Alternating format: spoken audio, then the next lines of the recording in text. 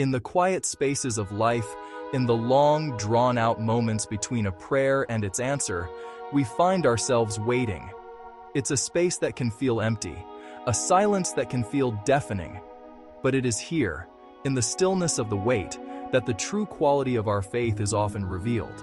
It's not in the grand pronouncements or the moments of triumphant certainty, but in the humble, steady posture of a heart that continues to trust in the unseen. Faith is not only trusting when answers come quickly, and the path forward is brightly lit.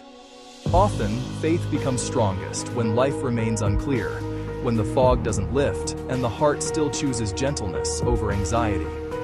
It's the courageous decision to walk forward without knowing the destination, to believe in the goodness of the guide even when you cannot see the map.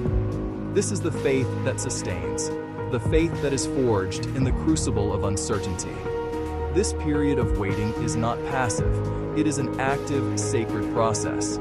It's an invitation to go deeper, to ask questions not of the silence, but of ourselves. What are we holding on to?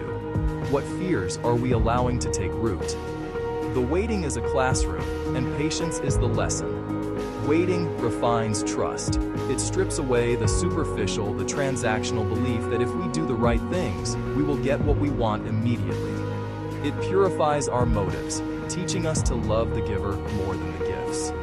Like a fire that refines gold, the prolonged wait burns away our impurities, our need for control, our reliance on our own strength, leaving behind a trust that is pure, resilient, and true. So be kind to yourself in this season.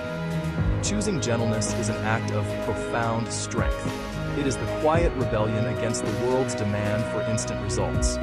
It is tending to the garden of your own heart, even when you cannot see the blossoms. Your worth is not measured by the speed of your journey. Your faith is not defined by the absence of questions. Stay gentle while waiting.